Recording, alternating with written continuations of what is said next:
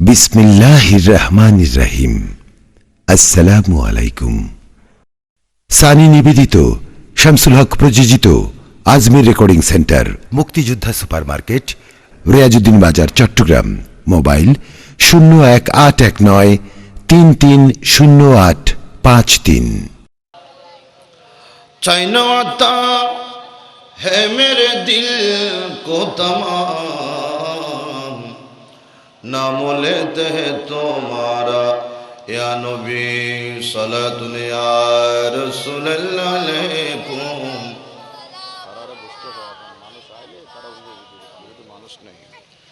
अऊज़ु बिल्लाहि मिनश शैतानिर रजीम। बिस्मिल्लाहिर्रहमानिर्रहीम। तब्बत यदा अबी लहब व तब, मा अगना अन्हु मालुहु व मा कसब, इला आखिरिल आया। सदक़ल्लाहुल मौलाना अज़ीम व सदक़ रसूलुन नबील हबीबुल करीम। रब्बि सल्लि व सल्लिम व बारिक अलैहि। नबी नबी बोले हाय, केंदे केंदे दीन जाई, तबु पाइनी दीदार ओदमे ओ नबी, लाखो सलाम कदमे नबी, लाखो सलाम कदमे नबी। नबी बोले हाय, केंदे केंदे दीन जाए, तबु पाइनी दीदार ओदमे ओ नबी, लाखो सलाम कदमे नबी, लाखो सलाम कदमे। সোনার মদিনায় লুকিয়ে আছো গো, দেখিতে পাই না নয়নে। সোনার মদিনায় লুকিয়ে আছো গো, দেখিতে পাই না নয়নে। খাকির গোলাম কান্দি আমি যারে যার, দেখা দাও নবী স্বপনে ও নবী, লাখো সালাম কদমে নবী। নবী বলে হাই, কেঁদে কেঁদে দিন যাই, তবু পাইনি দিদার অদমে ও নবী, লাখো সালাম কদমে। অধ্যকার আয়োজিত বাংলাদেশ ইসলামী যুব সেনা ছাত্র সেনা গোবাদিয়া ১ নং ওয়ার্ড শাখার উদ্যোগে আজিমুসান তফসিরুল কোরআন ও সুন্নি সম্মেলনের অসংখ্য যুব সেনা ছাত্র সেনা ইসলামী ফ্রন্টের কর্মী ভাইরা, মাইক যুগে পর্দানুসীন মুস্তুরাত খাওয়াতিন, শ্রমিক, কৃষক, সর্বস্তরের জনতা, আমার বাবার বয়সী বাবারা, নৌজন ভাইরা, আমার অরুণ প্রাণের তরুণ সেনানী কর্মী ভাইরা, আসসালামু আলাইকুম ওয়া রাহমাতুল্লাহি ওয়া বারাকাতুহু। আল্লাহ পাকের দরবারে অসংখ্য শুকরিয়া আদায় করছি যে মহান রব্বুল আলামিন পবিত্র বৃহস্পতিবারের রজনীতে যুব সেনা ছাত্র সেনা কর্তৃক আয়োজিত আজকের এই তফসিরুল কোরআন মাহফিলে আমরা উপস্থিত হতে পেরে আল্লাহর দরবারে শুকরিয়া আদায় করছি। উস্তাওয়াজে বলি আলহামদুলিল্লাহ। অগণিত লক্ষ লক্ষ দুরূদ এবং সালাম বিশ্ব মানবতার মুক্তিদূত, বিশ্ব শান্তির অগ্রদূত, শফিল মুজনিবিন, রহমাতুল্লিল আলামিন হুজুর মুহাম্মদুর রাসূলুল্লাহ সাল্লাল্লাহু আলাইহি ওয়াসাল্লামের কদমে সালাত এবং সালাম পেশ করছি। উপস্থিত সম্মানিত সামিঈন, পবিত্র কোরআনুল কারীম এটা হলো মানবতার মুক্তির সনদ, মানবতার মুক্তির সনদ। এটা হলো আল্লাহর পক্ষ থেকে আমরা যারা উম্মতে মুহাম্মদী আছি আমাদেরকে আল্লাহ পাক এটা দৈনন্দিন জীবন কেমন হবে, রাষ্ট্রীয় জীবন কেমন হবে, সামাজিক জীবন কেমন হবে ইত্যাদি পরিচালনার জন্য আল্লাহ পাক যে একটা গাইডলাইন দিয়েছেন, ওই গাইডলাইনের নাম পবিত্র কোরআনুল করিম। জুড়ে বলুন সুবহানাল্লাহ। এই কোরআন হেদায়েতের আলোকবর্তিকা নিয়ে মানব জাতির কাছে এই কোরআন এসেছে মানুষকে হেদায়েত দেওয়ার জন্য, মানুষকে হেদায়েতের পথে আলো দেখানোর জন্য, অন্ধকার থেকে আলোতে নিয়ে আসার জন্য এই কোরআন আল্লাহ পাক রাসূলুল্লাহর মাধ্যমে আমাদেরকে দিয়েছে। তবে কোরআন এটা কতগুলো মক্কি সূরা আর কতগুলো মাদানী সূরা।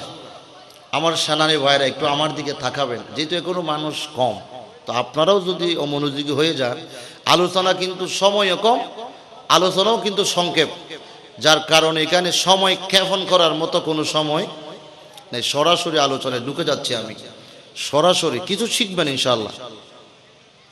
কোরআন শরীফের সূরাগুলোকে আমরা দুই ভাগে ভাগ করি। কয় ভাগে? একটা হলো মক্কি, একটা হলো মাদানী। একটা হলো মক্কি সূরা আর একটা হলো মাদানী সূরা। কারণ রাসূলুল্লাহ যেখানে যায় কোরআনও সেখানে, ঠিক কি না? রসুল যেখানে কোরআনও, রসুল যেখানে আল্লাহ সেখানে। এই জন্য পবিত্র মক্কাতুল মুকাররমায় যে সূরাগুলো নাজিল হয়েছে এইগুলোকে বলা হয় মক্কি সূরা, আবার মদিনাতুল মুনাব্বারায় যে সূরাগুলো নাজিল হয়েছে এইগুলোকে বলা হয় মাদানী সূরা। আল্লাহ পাক এই কোরআনুল কারীমের ভিতরে একজন মানুষ কিভাবে তার জীবনকে পরিচালনা করবে, একেবারে পারিবারিক থেকে শুরু করে আন্তর্জাতিক আইন পর্যন্ত এই কোরআনের ভিতরে আল্লাহ পাক বয়ান দিয়েছে কিনা? আল্লাহ পাক প্রত্যেক কিছুর বয়ান দিয়েছেন। এক এক সূরার মজা, এক এক সূরার মজা এক এক রকম, এক এক সূরার আলোচনা এক এক রকম, এক এক সূরার বিষয়বস্তু এক এক রকম, ঠিক কিনা? সূরা লাহাব, অন্য সূরা সম্বন্ধে না জানলেও সূরা লাহাব সম্বন্ধে বেশ আর কম সবাই জানে, ঠিক কিনা? সূরা লাহাব, সূরা লাহাব এটা মক্কি সূরা। রাসূলুল্লাহর মক্কি জীবনে এই সূরাটা নাজিল হয়েছে। এই সূরাটা দুইজন ব্যক্তিকে কেন্দ্র করে নাজিল হয়েছে। কয়জন? দুইজন। একজনের নাম আবু লাহাব, আরেকজনের নাম হলো আবু লাহাবের বিবি উম্মে জমিলা।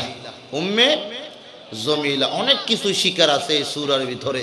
একজনের নাম হলো আবু লাহাব, আরেকজনের নাম হলো উম্মে জমিলা। গভীর মনোযোগ। আবু লাহাব, উম্মে জমিলা, এই দুইজন ব্যক্তি আল্লাহর নবীর সাথে বেয়াদবি করতেন সব সময়, রাসূলুল্লাহর শানে বেয়াদবি করতেন। আবু লাহাব আল্লাহর নবীর আপন চাচা, আল্লাহর নবীর আপন চাচা।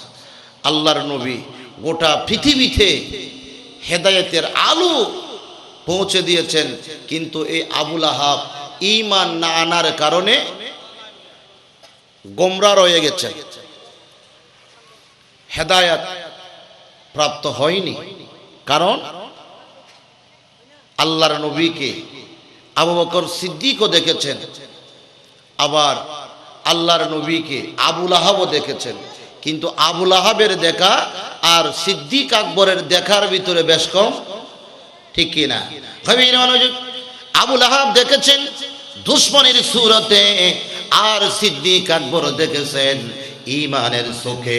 এই জন্য একজন জান্নাতি আর একজন জাহান্নামী, ঠিক কিনা? আবু লাহাব, এই আবু লাহাবের শানে সূরা নাজিল হয়েছে, সূরা লাহাব নাজিল হয়েছে।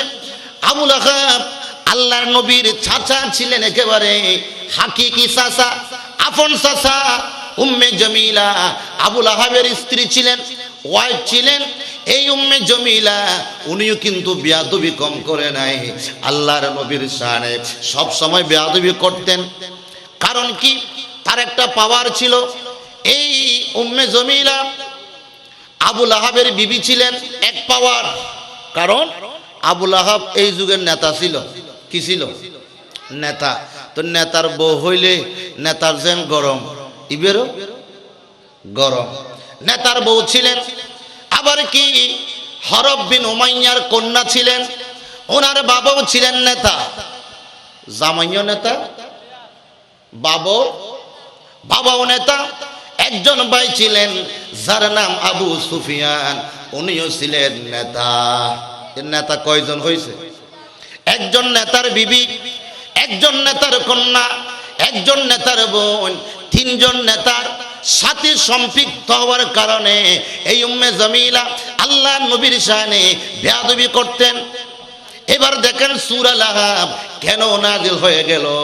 জগতের বন্ধুরা, তৎকালীন যুগে একটা নিয়ম ছিল, কোন মানুষকে যদি আহ্বান করা হয়, ডাকার দরকার হয়, আল্লাহর নবী, আল্লাহ পাক আল্লাহর নবী কি এক সময় কোরআন শরীফের মাধ্যমে ওহী নাজিল করার মাধ্যমে আল্লাহ পাক হুকুম নাজিল করলেন, ওয়ানজির আশিরাতাকাল আকরাবিন। ইয়া রাসূলুল্লাহ, ইয়া হাবিবাল্লাহ, আর গোপনে নয়, এখন থেকে প্রথমে আপনার আত্মীয় স্বজন, আপনার রিলেটিভ, আপনার এলাকার মানুষ, আপনার বংশের মানুষ, এদেরকে আপনি ইসলামের দাওয়াত দিয়ে দিন। জোরে বলুন সুবহান। রাসূল, আপনি আপনার রিলেটিভ যারা, আত্মীয় স্বজন যারা, এদেরকে আপনি ইসলামের দাওয়াত প্রদান করুন। আল্লাহর নবী এদেরকে ইসলামের দাওয়াত দেওয়ার জন্য সকালবেলা সাফা পর্বতের উপর উঠে, সাফা পাহাড়, ওখানে উঠে, তৎকালীন একটা নিয়ম ছিল, কেউ যদি মানুষকে ডাকার জন্য ইচ্ছা করতেন, ওই ব্যক্তি সাফা পাহাড়ের উপরে গিয়ে উনি বলতেন, আনান নাযিরুল উরিয়ান, আনান নাযিরুল উরিয়ান। এই কথা বলার সাথে সাথে এলাকার মানুষেরা ওই পাহাড়ের পাদদেশে জড়ো হয়ে যেতেন। জোরে বলুন সুবহান। এই কথাটি যখন বলতেন, আনান নাযিরুল উরিয়ান, এই কথাটি বলার সাথেই সাথে মানুষ সবাই সাফা পর্বতের পাদদেশে জড়ো হতেন, যাইতেন। আল্লাহর নবী ওই পাহাড়ের মধ্যে গিয়ে বললেন, আনান নাযিরুল উরিয়ান, আনান নাযিরুল উরিয়ান। এই কথা বলার পরে আর দেরি নাই, যুবক বলেন, বৃদ্ধা বলেন, জগতের সবাই যেখানে আওয়াজ পৌঁছেছে, সবাই ওই পাহাড়ের নিচে গিয়ে স্থান ধরেছে। সবাই নবীর কথা অনুযায়ী সেইখানে গিয়েছে। কারণ আল্লাহর নবী ডেকেছেন। কেন ডেকেছেন, কি বলবেন, একটা কৌতূহল আছে তো। কারণ মানুষ দামি হইলে ওনার কথাগুলোও কি থাকবে, দামি। আল্লাহর নবীর কথাগুলো শোনার জন্য সেইখানে সবাই জড়ো হয়ে গেলেন। এমনকি যারা বিলে ছিলেন, বিল থেকে উঠে গেল, দোকানে যারা ছিলেন, দোকান থেকে চলে গেল, রাস্তার মধ্যে যারা ছিলেন, এরা রাস্তা থেকে চলে গেলেন আল্লাহর নবীর কথা শোনার জন্য।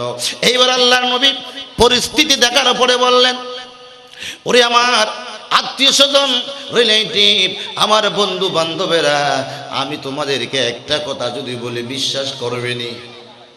আমি যদি তোমাদেরকে একটা কথা বলি, তোমরা কি বিশ্বাস করবে?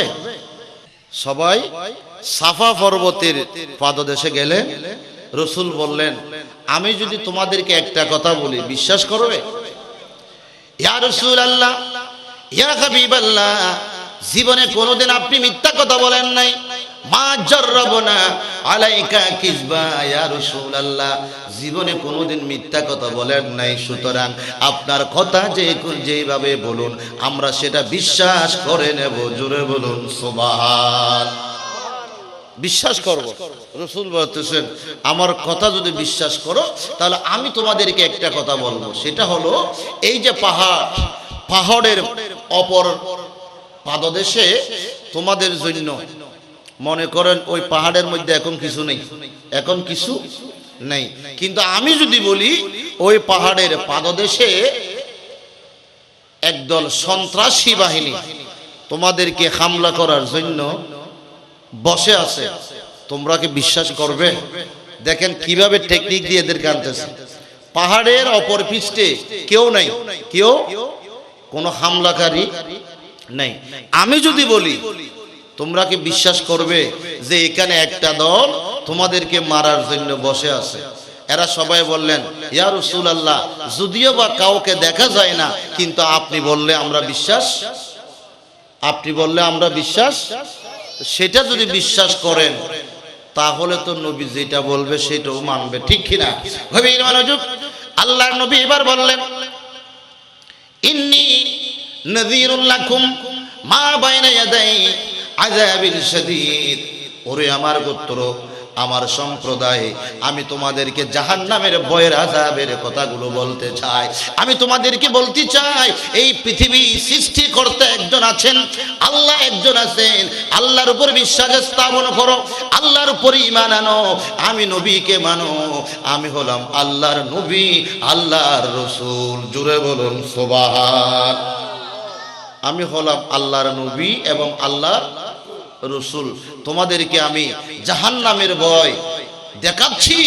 খবরদার, জাহান্নাম থেকে বাঁচতে চাইলে আল্লাহকে মানো, আল্লাহর উপর ঈমান আনো, আমি নবীর উপরও ঈমান। এই কথা বলার পর এর মাথা লড়ে গেছে, বিয়াগুলো মাথা। ওদের এতক্ষণ যা বলছেন বালা বলছেন, কিন্তু এই কথাটি খুব খারাপ। আল্লাহরে কেন মানতে হলি? ঠিক কি না? আল্লাহরে কেন মানতে হলি? আর দেশতে নয় না, আর কি নয়, দুনিয়াদারি ব্যাগিন ঠিক, কিন্তু আল্লাহকে মানতে বললে, রসুলকে মানতে বললে, দিন ইসলামের কথা বললে, কোরআন সুন্নাহর কথা বললে মানুষ বিগড়ে যায়, ঠিক কি না? মানুষ বিগড়ে যায়।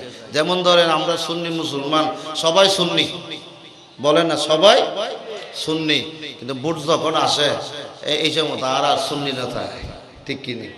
ভোটা আইলে আর সুন্নি না তাই এটা half BNP, half Awami League, half অন্য দলে যেগুলি। এমনিতেই সুন্নি আলেমদের জন্য সবাই সিরিয়াল ধরে দাওয়াত দেওয়ার জন্য, ওয়াজ শোনার জন্য, কিন্তু ভোট যখন আসে তখন আমরা আর সুন্নি থাকি না। রাসূল পাক সাল্লাল্লাহু আলাইহি ওয়াসাল্লাম যখন এদেরকে এই কথাটি বললেন, তখন এদের মাথা খারাপ হয়ে গেল। রাসূল, আপনি এই কথা কেন বললেন? গভীর মনোযোগ। সবাই কোনো বেয়াদবি করলো না, কিন্তু কি ওই মজলিসের ভিতরে আবু লাহাব আল্লাহর নবীর শানে একটা বেয়াদবি করে ফেললেন। তাব্বাল্লাকা আলহাযা দাওতানা ইয়া মুহাম্মদ।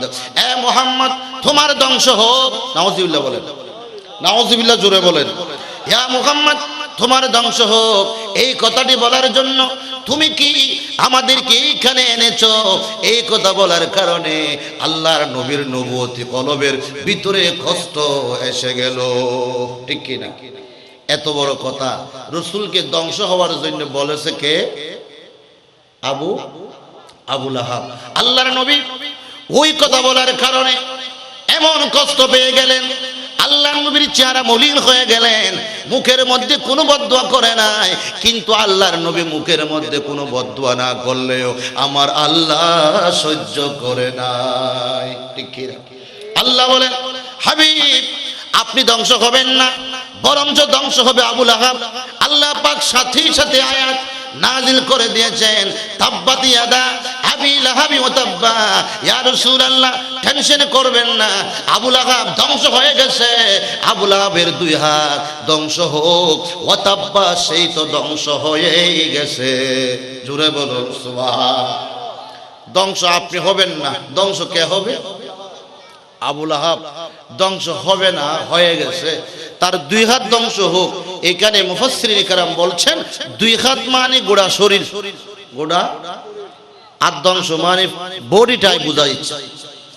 এরপর আবু লাহাব বললেন, না না, আল্লাহর নবী যদি আমার জন্য বদদুয়া করেন, আমি আমার অডেল সম্পত্তির মালিক, আমার কাছে সম্পত্তি অনেক আছে, সন্তান সন্ততি আছে, এইগুলোর বিনিময়ে আমি আল্লাহর আযাব থেকে বেঁচে যাব। কে বলছে এটা? আবু লাহাব। আমাদের এলাকায় অনেক মানুষজন আছে না, যারা এই ছেলে সন্তানের বাহাদুরি করে, ঠিক কিনা? মনে করেন 10 জন পুরুষ আছে, সন্তান আছে, ইতেল্লাখন লাগে, হয় না? এরকম বাহাদুরি দেখায় মনে করবেন এই সন্তান কিন্তু আল্লাহর দান, ঠিক কিনা? আল্লাহ পাক উনি বললেন আমার সম্পত্তি আছে, আমি আল্লাহর গজব থেকে বেঁচে যাব। আল্লাহ বলছেন মা আগনা আনহু মালুহু ওয়া মা কাসাব, তোমার সম্পত্তি, তোমার সন্তান সন্ততি তোমার কোনো কাজে আসবে না। জোরে বলুন সুবহান। তোমার সম্পত্তি, তোমার সন্তান সন্ততি এইগুলো কোনো কাজে আসবে না। এরপরে বললেন আবু লাহাব, ওনার বিবি ছিলেন যার নাম উম্মে জমিলা। এই জমিলা কি করতেন? সব সময় জঙ্গলের মধ্যে গিয়ে কাঁটা আনতেন, কাঁটাযুক্ত গাছ আনতেন। ওই কাঁটাযুক্ত গাছগুলো আল্লাহর নবী যেই দিকে চলাচল করতেন ওই কানে বিছিয়ে রাখতেন। কাঁটাযুক্ত গাছগুলো আল্লাহর নবীর চলাচলের পথে উনি বিছিয়ে দিতেন, যাতে রসুলে পাক শরীর মোবারকে কাঁটা বিদ্ধ হয়, আল্লাহর নবী কষ্ট হয়। আল্লাহর নবী ইসলাম, এই ইসলাম কিন্তু এমনিতে আসে নাই। ইসলাম এসেছেন আল্লাহর নবীর রক্ত মোবারকের বিনিময়ে, আল্লাহর ওলিদের ত্যাগের বিনিময়ে, আল্লাহর নবীর আদর্শের বিনিময়ে, উসওয়াতুন হাসানাতের বিনিময়ে, ঠিক কিনা? Islam is the complete code of life, পরিপূর্ণ জীবন ব্যবস্থার নাম ইসলাম। এই ইসলামের ভিতরে অপূর্ণতা বলতে কিছুই নাই। আল্লাহর নবী যে ধর্ম আমাদেরকে দিয়েছেন, পৃথিবীর বুকে এই ধর্মের মতো অন্য কোনো ধর্ম নাই, ঠিক কি না? আল্লাহর নবী যে কোরআন দিয়েছেন, এই কোরআনের মতো, এই ধর্মগ্রন্থের মতো আর কোনো ধর্মগ্রন্থ। কারণ কি?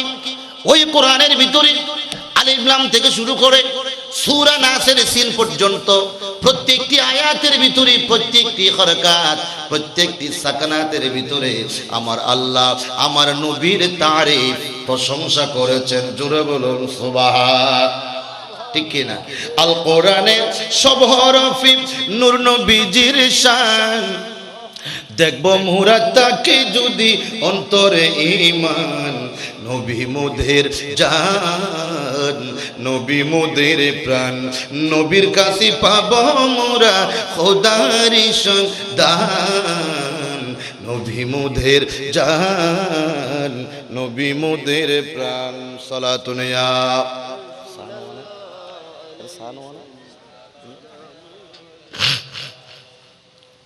রসুল পাক সাল্লাল্লাহু আলাইহি ওয়াসাল্লাম রাস্তা দিয়ে হেঁটে যাচ্ছেন, দেখলেন একজন বুড়ি গাট্টি গুট্টা লইয়া চলে যাচ্ছেন। তো রসুল পাক জিজ্ঞেস করলেন, বুড়ি মা আপনি কই যাবেন?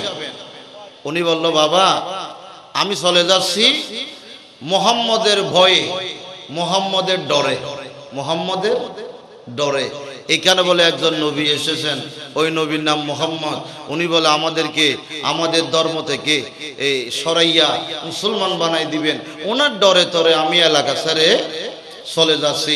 উনি নাকি খারাপ মানুষ, এই জাতীয় কথাগুলো ওনাকে বুঝাইছে কে বা খারাপ।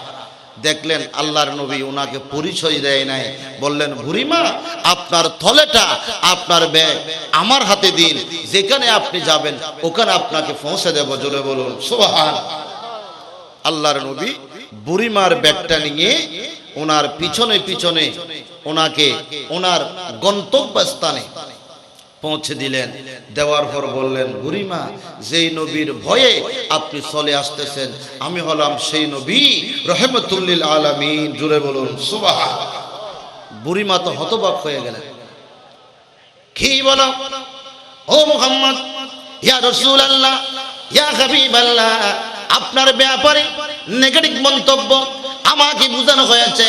আপনার চরিত্র দেখি সুন্দর, আপনার চরিত্রের মতো কোনো চরিত্র হয় না, আপনি নবীর মতো কোনো নবী হয় না। আমি আজ থেকে আর হিন্দু ধর্ম নয়, আর বুত পূজা নয়, আমি আজ থেকে মুসলমান হয়ে গেলাম। জোরে বলুন সুবহান। কি হয়ে গেলাম? মুসলমান হয়ে। এই জন্য আল্লাহর নবীর আদর্শে আদর্শিত হয়ে অনেক হিন্দু, মজুসি, অগ্নি পূজক ইসলাম ধর্মে স্থান লাভ করেছেন। ইসলাম এটা এমনিতেই আসেনি, হাঁটি হাঁটি পা পা করে ইসলাম আজ এতটুকু অগ্রসরমান। আল্লাহ পাক কবুল করুক, আমিন।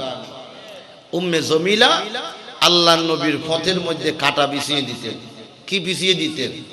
আল্লাহ বললেন, আরে আবুল আহাব ওয়ামরাতুহু হাম্মালাতাল হাতাব, ও আবুল সায়াসলা নারান যাতাল লাহাব, সায়াসলা নারান যাতাল লাহাব, ওরে আবুল আহাব শীঘ্রই তুমি জাহান্নামের মধ্যে প্রবেশ করবে। কোথায়?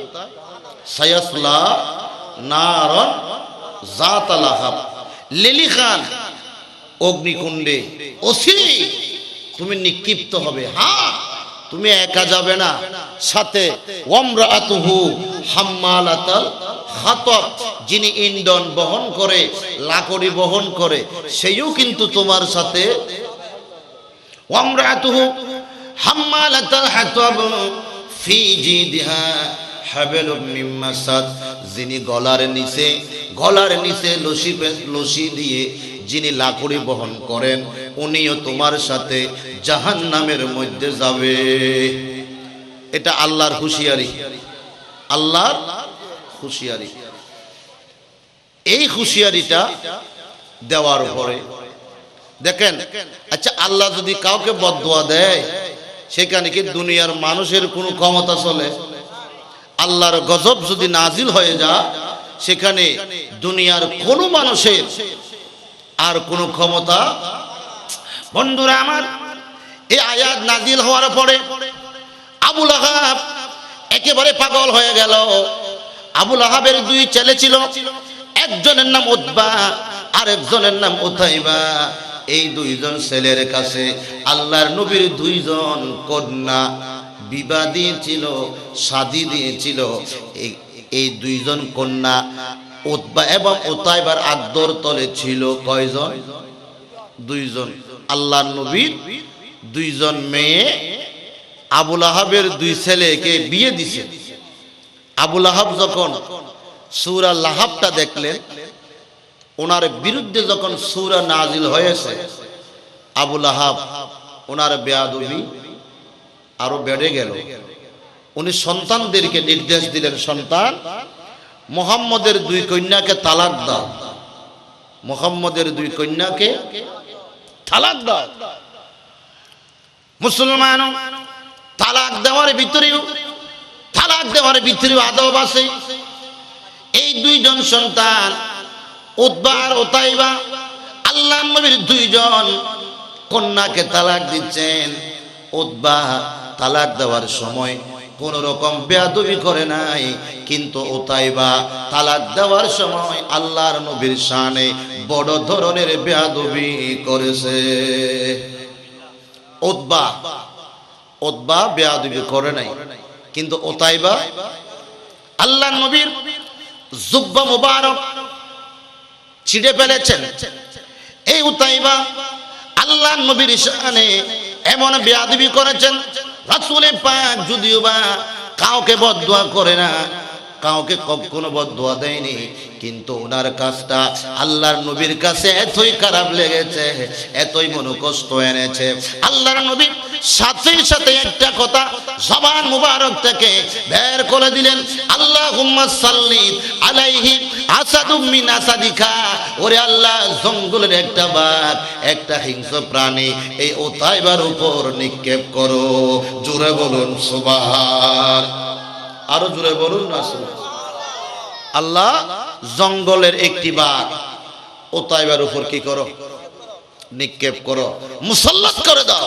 আল্লাহুম্মা সাল্লিত আলাইহি আসাদুম মিন আসাদিকা। ও খোদা, একটা হিংস্র প্রাণী, সেটা বাঘ হোক, সিংহ হোক, হিংস্র প্রাণী উতাইবার উপর তুলে দাও, নিক্ষেপ করে দাও। আল্লাহর নবীর বদদুয়ার কথা যখন আবুল আহাব শুনলেন, আবুল আহাব বললেন, আরে বাবা, ও আমার সন্তান, আমার ছেলে, শুনে রাখো, মুহাম্মদ যখন তোমার বিরুদ্ধে বদদুয়া করেছে, জগতের কোন শক্তি তোমাকে বাঁচাতে পারবে না। জোরে বলুন সুবহান। আল্লাহর নবী যখন তোমাকে বদদুয়া করেছে, পৃথিবীর কোন শক্তি তোমাকে আর বাঁচাতে।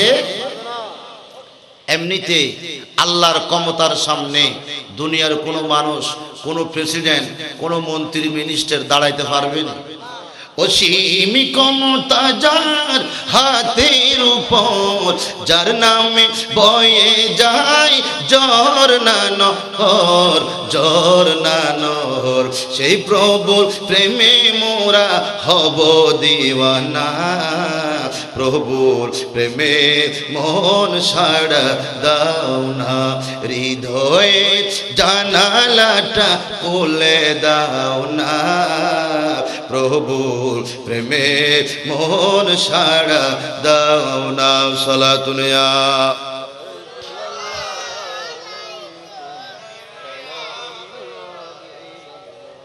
ওনার উপর যখন নবী বদদুয়া করলেন, আবু লাহাব বললেন, বাবারে, নবীর বদদুয়া তোমাকে কিন্তু আর কেউ রক্ষা করতে পারবে না। এখন ওতাইবাকে আর ঘর থেকে বের হতে দেয় না, ওনাকে ঘরের মধ্যে রাখছে। তো কয়দিন রাখা যায়? একজন পুরুষকে তো আর আজীবন ঘরের মধ্যে রাখা যাবে না। ওনাকে ঘরের মধ্যে রেখে দিলেন। বন্ধু বান্ধবরা আসে, আঙ্কেল ওতাইবাকে একটু আমাদের সাথে যাইতে দিন। না, আবু লাহাব যাইতে কথা না, ওর উপর নবীর কি আছে? বদদুয়া আছে, ওনাকে যাইতে দিব না। এমন করতে করতে আরেকদিন সমস্ত বন্ধু বান্ধব এক সফরে যাবে, ভ্রমণ করতে যাবে। এরা আবু লাহাবের কাছে আসলেন, ওরে আঙ্কেল, ওরে চাচা, ওতাইবাকে যাইতে দাও আমাদের সাথে, আমরা তো আসি, বনের বাঘ ভাল্লুক কিছুই করতে পারবে না, আমরা আসি না, যাইতে দাও না, একটু যাইতে দাও। আবু লাহাব বললেন, ঠিক আছে, তোমরা যদি আমার ছেলেকে চোখে চোখে, আমাদের দেশে একটা কথা আছে না, হয়তো চোখে চোখে দেখবে, তাই না? চোখে চোখে মানে ইতের চাইতা আর কোনো খাম নেই, তাই না? চোখে চোখে দেখবে।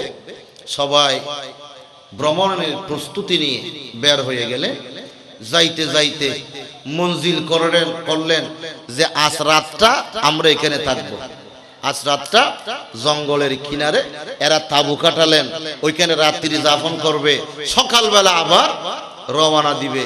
এরা কি করলেন, ওই ওতাইবাকে ওদের সমস্ত কাপড়ের গাঁটটি আছে না, এক একটা, সমস্ত গাঁটটিগুলো এখানে রাখলেন, রাখার উপরে এখানে ওতাইবাকে রাখলেন। তাইলে এটা এক নিরাপত্তা। 2 নম্বরের মধ্যে যতগুলো মানুষ 40 জন ছিল, এই 40 জন চতুর্দিকে বেষ্টনে দিয়ে ঘুমাইতেছে, 2 নম্বর নিরাপত্তা। 3 নম্বরের মধ্যে যে গোড়াগুলো ছিল, এইগুলো গোলাকার ভিত্তিতে এইগুলো দাঁড় করাইয়া দিলেন। নিরাপত্তা কয় ধরনের? 3 ধরনের নিরাপত্তা দিয়ে ওতাইবাকে রাখলেন, যেন বনের বাঘ ভাল্লুক আসতে না পারে। বন্ধুরা আমার, কিন্তু আল্লাহ যদি কাউকে মারতে চায়, নবীর বদদুয়া যদি লেগে যায়, পৃথিবীর কোনো শক্তি রক্ষা করতে পারবে না। রাত যখন গভীর হলো, একটা বনের বাঘ বন থেকে এসে ওই দলের মধ্যে শুকতে লাগলেন। ফোঁর নাক দিয়ে ফোঁর কিয়া, নবীর বেয়াদবির গন্ধ আছে তো, নবীর। বন্ধুরা আমার, নবীর সাথে মহব্বত লাগলে মহব্বতের গন্ধ বের হয়, মহব্বতের খুশবু বের হয়। আর বেয়াদবি করলে এটার মধ্যেও দুর্গন্ধ আসেনি। বেয়াদবি করলে দুর্গন্ধ বের হয়। বাঘ দেখলেন প্রথম কাতারে নবীর বেয়াদবির গন্ধ নাই, 2 নম্বর কাতারেও নবীর বেয়াদবির গন্ধ নাই। বাঘ বললেন, তাহলে ওই বেয়াদব কোথায় গেল? দেখতে দেখতে উপরের দিকে তাকাইলো, দেখতে পেল কাপড়ের স্তূপের মধ্যে একজন মানুষ, ওখান থেকে বেয়াদবির গন্ধ আসতেছে, ওইখান থেকে বেয়াদবির গন্ধ আসতেছে। বাঘ দেরি করে নাই, এই বাঘ ওই মাঝখান থেকে ওতাইবাকে ধরে নিচে নামাইয়া আর দেরি করে নাই, কলিজা পর্যন্ত বের করে দিল, হত্যা করে দিল। কিন্তু বাঘ তো মানুষের রক্ত পাইলে খায়, মানুষের মাংস খায়, এই বাঘ ওতাইবার 1 ফোঁটা রক্ত খায় নাই। এক ফোঁটা রক্ত খাই নাই। বাঘ বলছে যেই মানুষ আমার নবীর শানে বেয়াদবি করেছে সেই মানুষের রক্ত আমার জন্য হারাম। নবীকে গাছে বাসো চিনেনি। গভীর মনোযোগ। মুসলমান বর্তমান পৃথিবীতে দেখেন, হিন্দু বলেন, খ্রিস্টান বলেন, ওরা অনেক অনেক অনেক সম্মান করে, ইসলামকে মানে, নবীকে সম্মান করে, কিন্তু কতগুলো মুসলমান দাড়ি টুপি রেখে মুসলমান নাম দিয়া নবীর শানে, ইসলামের শানে আরো বেশি বেয়াদবি করে। ঠিক কি না?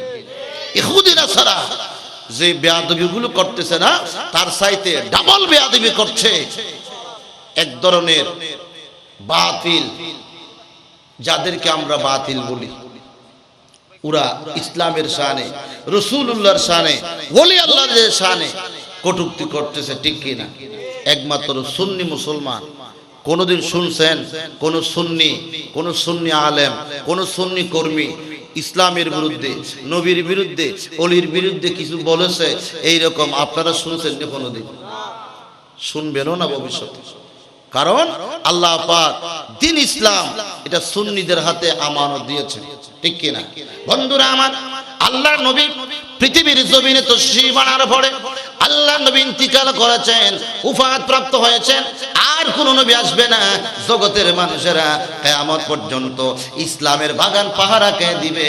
ইসলামের বাগানটা পাহারা দিবে সমস্ত সুন্নি আলেমরা। ঠিক কি না? বন্ধুরা আমার, আল্লাহ তো আল্লাহর নবীর জন্য জগৎ করা বানিয়েছেন, জান্নাত বানাইলেন নবীর জন্য। আল্লাহ পাক গোটা পৃথিবীটা বানাইলেন নবীর জন্য। আল্লাহ পাক নবীকে এত মহব্বত করেন, নবী না হইলে পৃথিবীর কিছুই সৃষ্টি হতো না। ঠিক কি? আল্লাহ কোরআন ফাটালেন নবীকে চিনাতে, দুনিয়া বানালেন নবীর শান বুঝাতে। আল্লাহ কোরআন ফাটালেন নবীকে চিনাতে, দুনিয়া বানালেন নবীর শান বুঝা। বেহেশতেরি ফাতাই ফাতাই, লতাই লতাই নবীর নাম, আরশে আল্লাহর নামের সাথে নূর নবীজির মনোগ্রাম, নূর নবীজির মনোগ্রাম। আল্লাহ বেহেশত বানালেন নবীর প্রেমেতে, হাসর করিবেন নবীর শান দেখাতে। আল্লাহুম্মা মৌলানা মুহাম্মদ ওয়া আলা আলি সাইয়্যিদিনা। দরুদ শরীফ পড়লে গুনাহ আছে না সওয়াব আছে? পৃথিবীর কেউ বলতে পারবে যে হুজুর দরুদ শরীফ পড়লে গুনাহ হবে? এরকম কেউ বলতে পারবে? এমনি বড়ুর মিছিলত গেলে তো গাল ফাড়া গেলে আগে না, এক কাপ চা খাই বললে আমার ভাই তোমার ভাই অমুক ভাই অমুক ভাই অমুক ভাই চরিত্র ফুলুর মতো পবিত্র বলে কিনা? কিন্তু এখানে দরুদ শরীফ পড়লে সওয়াব আছে, সুবহানাল্লাহ বললে সওয়াব আছে, আলহামদুলিল্লাহ বললে। আমাদের দুই কাঁধের দুই ফেরেশতা আমরা কি করছি না করছি ওইগুলো কিন্তু ভিডিও করতেছে। ঠিক কিনা? এইদিকে দুনিয়ার একটা ভিডিও আসবে, রেকর্ডিং, এটা দুনিয়ার ভিডিও, আখিরাতের ভিডিওটা কে করতেছে? আমাদের দুই কাঁধের দুই ফেরেশতা। এই জন্য মাহফিলে বসলেন, শুরু থেকে শেষ পর্যন্ত নিয়তটা ঠিক রাখবেন, আল্লাহ এবং রসুলের প্রেমে যতক্ষণ সময় ব্যয় করবেন ততক্ষণ সওয়াব লিখতেই থাকবে কিরামান কাতিবিন। আল্লাহ পাক কবুল করুক, আমিন। বন্ধুরা আমার, ওতাইবাকে হত্যা করলেন রাসূলুল্লাহর শানে বেয়াদবি করার জন্য। ঠিক কিনা? বন্ধুরা আমার, এই জন্য আল্লাহ নবীর শানে বেয়াদবি যেই বা যারাই কোনো, এদের শাস্তি কি? এদের শাস্তি হলো একমাত্র মৃত্যুদণ্ড। ঠিক কিনা? কথা বুঝবেন? আল্লাহর নবীর শানে কেউ যদি বেয়াদবি করে শাস্তি কি? মৃত্যুদণ্ড। মৃত্যুদণ্ড ছাড়া আর কোনো শাস্তি। বন্ধুরা আমার, অনেকেই যদি বলে হুজুর আমি মস্কারি করেছি, আমি মস্কারি করেছি।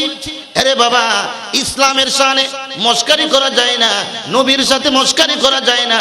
তোমার তালতো বোনের সাথে মস্কারি করা যায়, বুবুর সাথে মস্কারি করা যায়, ইসলামের সাথে নবীর সাথে মস্কারি করা যায় না, ঠিক কিনা? এই জন্য নবীর শানে বেয়াদবি করলে ওটার শাস্তি কতল করা, এটা একমাত্র বিধান হলো মৃত্যুদণ্ড।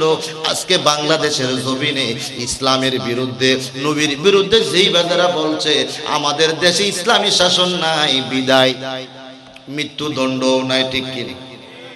আমাদের দেশে এমনি কোন নেতার বিরুদ্ধে বললেই তার মৃত্যুদণ্ড আছে, নবীর বিরুদ্ধে বললেই তার মৃত্যুদণ্ড, ঠিক কিনা?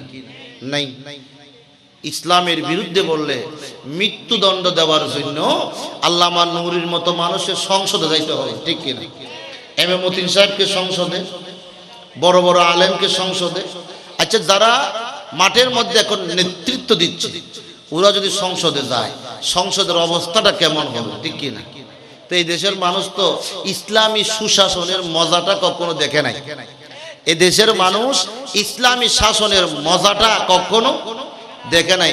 আমরা দেখেছি দুর্নীতি, আমরা দেখেছি ফ্যাটনীতি, আমরা দেখেছি খুন, আমরা দেখেছি রাখাজানি, আমরা শুধু এগুলো দেখেছি। সুনীতি আমরা এখনো দেখি নাই, বিদায় মজাটাও কিরকম বুঝতে না হয়। একবার ইসলামী আন্দোলনের শাসন যদি এসে যায়, এই পৃথিবীতে মানুষ সবাই ইসলামের পক্ষেই হয়ে যাবে, ঠিক কিনা? এখন তো মানুষের ভিতরে আল্লাহর ডর, আল্লাহর ভয় এইগুলো নাই। নূর শাহ হুজুরকে দাওয়াত দেওয়ার জন্য সিরিয়াল বাই সিরিয়াল মানুষ পাগল, হুজুর আপনার জন্য আমরা পাগল।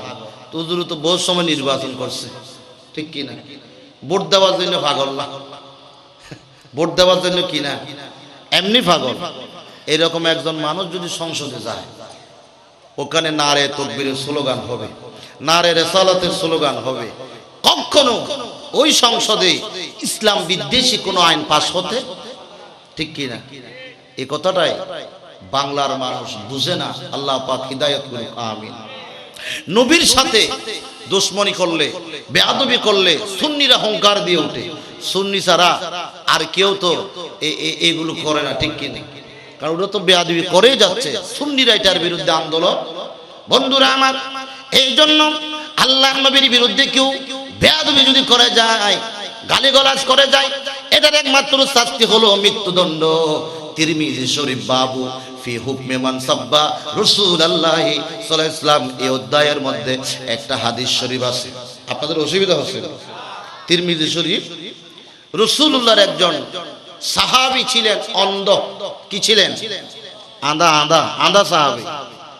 ওনার একজন বিবি ছিলেন, বউ ছিলেন। এই বউ নবীকে গালি দিতেন। কাকে গালি দিতেন? সব সময় নবীকে গালি দিতেন। আল্লাহর নবী সাহাবী, অন্ধ সাহাবী, ওই বিবিকে এত মানা করে, এত নিষেধ করে শুনে না, সব সময় বেয়াদবি করে, গালিগালাজ করে। সাহাবী বললেন, ওরে বিবি খবরদার, খবরদার, আমার নবীর শানে বেয়াদবি করো না, খবরদার। নবীকে গালি এত বুঝোই। এরকম বোধ মহিলা আছে তো, ঠিক কিনা? জামাই কি বলে এটা শুনে না। এই সাহাবী চিন্তা করলেন, নবীকে যে মহিলা গালি দেয়, ওই মহিলাকে নিয়ে তো সংসার করা, বলেন না, সংসার করা যাবে না। এই সাহাবী সিদ্ধান্ত নিতে লাগলেন, এই মহিলাকে নিয়ে সংসার করা যাবে না, আবার তালাক দেওয়া যাবে না। আমি এখন কি করব? কারণ তালাক দিলে এই মহিলা আর একটা স্বামী গ্রহণ করবে, ওই স্বামীর ঘরে গিয়ে নবীকে ডাবল করে গালি দিবে, ঠিক না? স্বামী তো আরেকটা নিবে, জামাই আরেকটা নিবে। কারণ স্বামী হলো মেয়েদের আসল ধন, স্বামী না থাকলে ওই মহিলার কোনো দাম নাই। তো জামাই যখন আরেকটা নিবে, সেইখানে গিয়ে নবীকে ডবল করে কি দিবে? গাইল দিবে। সুতরাং এই মহিলাকে রাখাও যাবে না, আবার তালাকও, কথা বোঝা যায়? বন্ধুরা আমার, ওই সাহাবী সিদ্ধান্ত নিয়ে নিলেন, এই বিবিকে রাখাও যাবে না, আবার তালাকও দেওয়া যাবে না। আমি এই বিবিকে হত্যা করে দেব, খুন করে ফেলবো আমার নবীর শানে বেয়াদবি করার কারণে। জোরে বলুন সুবহান। কারণ সাহাবীদের সামনে নবীর সাথে বেয়াদবি করবে এমন বাপের বেটা ছিল না। ফারুক আজম তো গরম ওইল দুটুর মানে হটুর দুইটুর। আর বর্তমান আমাদের দেশে বাংলাদেশের মধ্যে নবীদের শানে ওলিদের শানে এত বেয়াদবি হয়, এইগুলোর বিরুদ্ধে কোনো অ্যাকশন নাই, শাস্তি নাই। এই জন্যই তো এই দেশে মানুষ দিন দিন ধর্মের বিরুদ্ধে কথা বলে। আমরা চাই অনতি বিলম্বে বাংলাদেশের পার্লামেন্টে নবীর বিরুদ্ধে কেউ যদি কটূক্তি করে, বেয়াদবি করে, এটার শাস্তি মৃত্যুদণ্ড হোক। এটা আপনারা আমরা চাই কিনা? মৃত্যুদণ্ডের আইন সংসদে পাস হোক, এটা আমরা চাই। আমার বাবার বিরুদ্ধে কথা বললে আমরা আইন পাস করি, আমার নেতার বিরুদ্ধে কথা বললে আইন পাস করি, তো নবীর বিরুদ্ধে যদি কেউ কথা বলে এটার আইন তো আরো শক্ত হওয়া দরকার, ঠিক কিনা বন্ধুরা আমার? এই জন্য ওই বিবি ওই স্বামী সিদ্ধান্ত নিয়ে নিলেন, আমি আজকে রাত্রে বিবিকে খুন করে ফেলবো। চিন্তা করলেন না, এমনিতে অন্ধ মানুষ, আধা মানুষকে কেউ বউ দিতে চায় না, মেয়ে দিতে চায় না।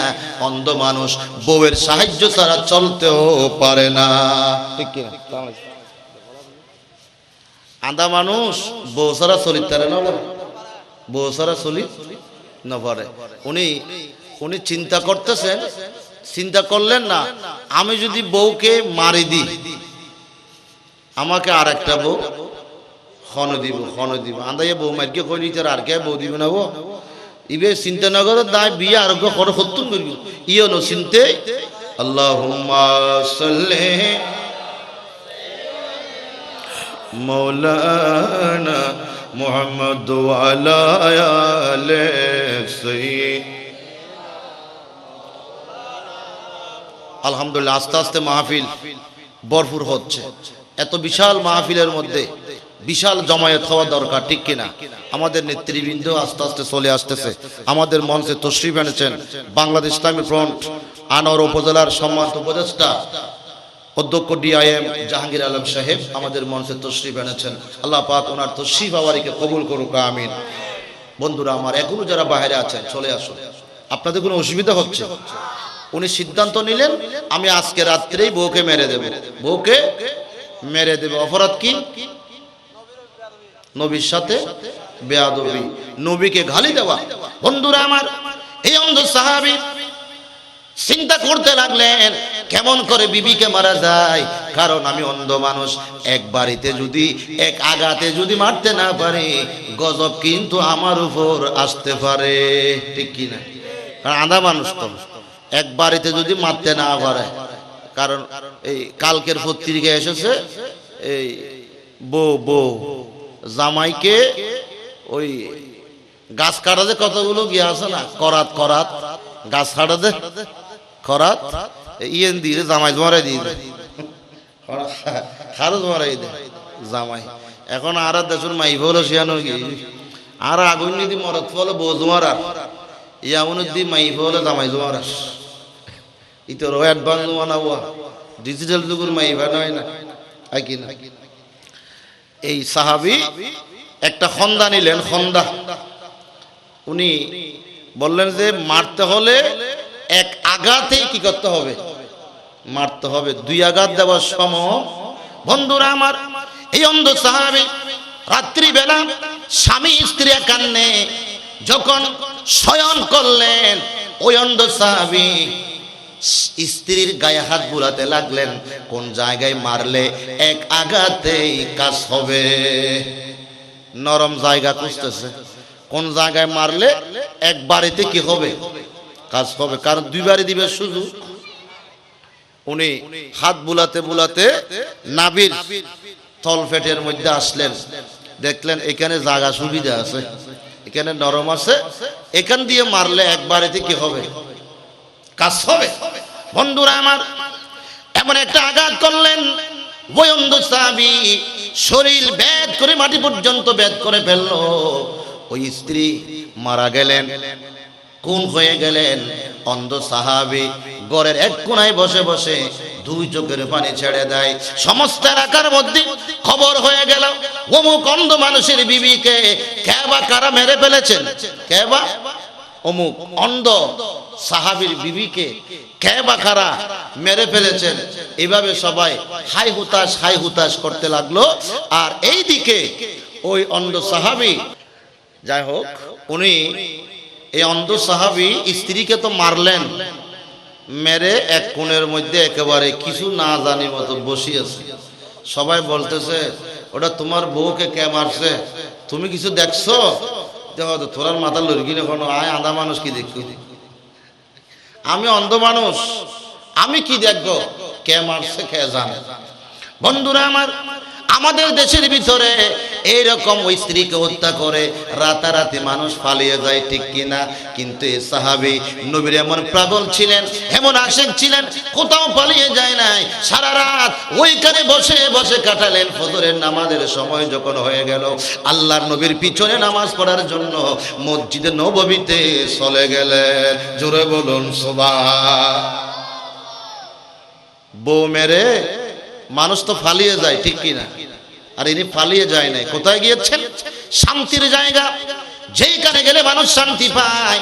মদিনাতুল মুনাব্বারা, আল্লাহর নবী যেখানে আছেন সেইখানে এখনো পর্যন্ত পৃথিবীর লক্ষ লক্ষ মানুষ যায় কিনা? ওই মদিনা, যেই মদিনার কথা বললে মুসলমানদের কলবের মধ্যে ঈমান তাজা হয়ে যায়, মুসলমানদের কলবের ভিতর ঈমান উদ্দীপনা বেড়ে যায়। ওই সোনার মদিনায় যাইতে মন চায়নি। এটা এমন একটা জায়গা যেখানে গেলে একবার নয়, দুইবার নয়, 10 বার যান, যতই যাই তত যাইতে মন চায়। ওই মদিনার নাম সোনার মদিনা, যত যাই ততই মজা লাগে, ঠিক কিনা? এই জন্য কেউ যদি হজ করতে না পারেন, টাকার অভাবে অন্তত ওমরা করে আসবে, নবীর শহর নবীর দেশ দেখে আসবে। এই হদম সারাক্ষণ কেঁদে কেঁদে মরি, ওই সুন্দর মদিনাতে যাব কেমন করি। ওই মদিনা গেলে আমার, ওই মদিনা গেলে আমার দুঃখ থাকবে না। সব চেয়ে অধিক সুন্দর সোনার মদিনা, সব চেয়ে অধিক সুন্দর সোনার মদিনা। এই দুনিয়ার রঙের মেলাই আসে কত রং, যত দেখি দেখতে সাইরে শুধু মন, চোখে পড়ে কত সুন্দরের মোহনা, চোখে পড়ে কত সুন্দরের মোহনা। সব চেয়ে অধিক সুন্দর সোনার মদিনা, ঠিক কিনা? মদিনায় যাইতে চায়নি, মদিনার জন্য সুন্নিরা পাগল, ঠিক কিনা? আর গুলো মদিনায় যাইতে মানা করে, ঠিক কিনা? মদিনায় যায় সুন্নিরা, গভীর মনোযোগ। এই জন্য মুসলমানও, আমার কথা শেষের দিকে যায়, ওই সাহাবী ফজরের নামাজে আল্লাহ নবীর পিছনে শরীক হয়ে গেলেন। স্ত্রীকে হত্যা করার পরেও পালিয়ে যায় নাই, নবীর পিছনে নামাজ পড়ার জন্য চলে গেলেন। আল্লাহর নবী প্রতিদিনের মতো ফজরের নামাজ পড়ে মুসল্লিদেরকে সামনে নিয়ে বসে সমস্যাগুলো শুনতেছেন। প্রতিদিন মুসল্লিরা এক একজন এক এক সমস্যা নিয়ে আল্লাহর নবীর সামনে উপস্থিত হয়। রাসূলে পাক বলছেন, আজকে তোমাদের কারো কোনো অভিযোগ আছে কিনা? একজন দাঁড়িয়ে গেলেন, ইয়া রাসূলুল্লাহ, ইয়া হাবিবাল্লাহ, অমুক অন্ধ সাহাবীর বিবিকে কে বা কারা রাত্রির বেলায় মেরে ফেলেছেন, হত্যা করে ফেলেছেন। আল্লাহর নবী ডাক দিলেন, ওরে সাহাবীরা, অমুক বিবিকে, অমুক সাহাবীর বিবিকে কে মেরেছো? এইখানে থাকলে দাঁড়িয়ে যাও, এখানে থাকলে। এই যে এইরকম করে 14 দুনিয়া কেউ না, ও অমুকুর বউর খনমের গুস, এটা তাইলে দিয়ে যাও। আর সোরাল যদি এলে করি, যদি স্বীকারোক্তি ঘরে দেখতাম, তাহলে রিমান্ড নেওয়ার দরকার আছে নি? আর এটা মসজিদ গলি সোন খাইব আরাম বিল্লা আইন আমার আগে না, সোডা খাইতো তো মসজিদ আছে না।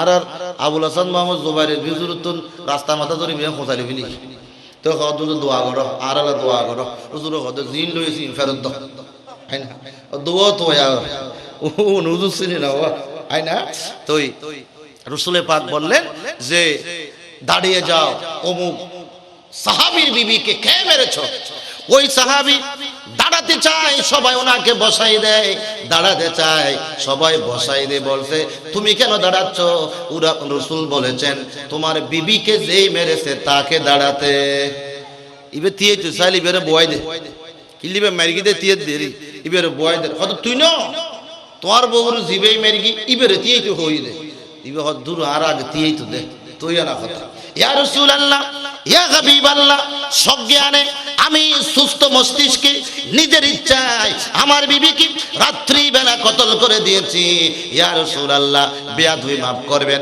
আমি করেছি একমাত্র এই কারণে আমার বিবি সব সময় আপনাকে গালি দিত আপনাকে খারাপ কথা বলতো ইয়া রাসূলুল্লাহ আমার সামনে আপনার বিরুদ্ধে এত বড় কথা বলবে সইতে পারি না এই জন্য আমি আমার বিবিকে খুন করে দিয়েছি জোরে বলুন সুবহান আল্লাহু আকবার ইয়া রাসূলুল্লাহ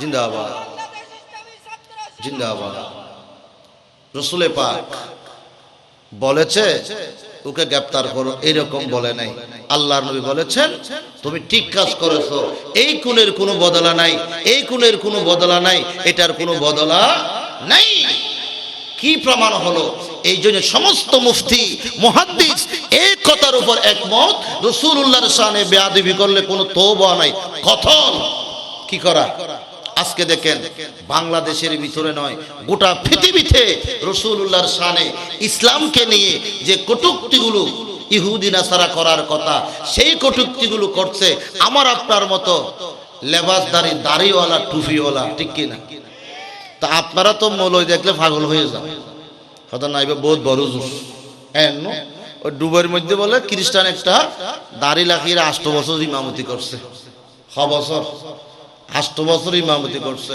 তো দাড়ি যখন ক্লিন শেভ করছে বলছে যে কি ব্যাপার কথা আয় তো খ্রিস্টান তো এত বছর কি করলি দি কদিন তো চৌরি করি দি টিয়া খামাই গেলাই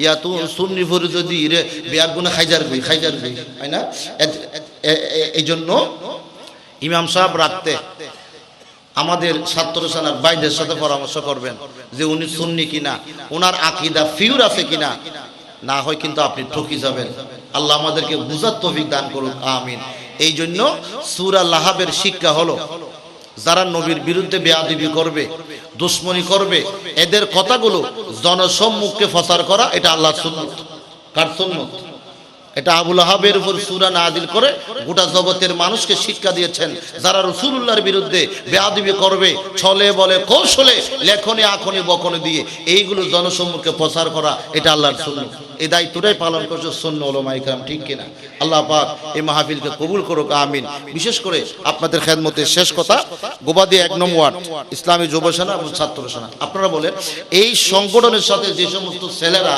যুক্ত আছে সমাজের কোনো অন্যায় কাজের মধ্যে আসেনি এই ছেলেরা কোনো অন্যায় কাজের মধ্যে নাই এবং থাকতেও পারবে না কোন রকম ব্যাড রেকর্ড ছাড়া একটা দল বাংলাদেশে আছে সেটা হলো বাংলাদেশ ইসলামী ছাত্র সেনা বাংলাদেশ ইসলামী ফ্রন্ট কোনোদিন কোনো অস্ত্র নিয়ে কোনো কর্মী গ্রেফতারও হবেও না ঠিক কিনা এই জন্য এই ভাইদেরকে আপনারা সহযোগিতা দিয়ে যাবেন সহমর্মিতা দিয়ে যাবেন আল্লাহ পাক কবুল করুক আমিন আল্লাহ পাক ভাইদের খেদমতকে কবুল করুক আমিন বাংলা ইসলামী ছাত্র সেনা যুব সেনা জিন্দাবাদ বাংলা ইসলামী ফ্রন্ট জিন্দাবাদ বাংলাদেশ জিন্দাবাদ ওয়া আখির দাওয়ানা আলহামদুলিল্লাহ আসসালামু আলাইকুম ওয়া রাহমাতুল্লাহি ওয়া বারাকাতুহু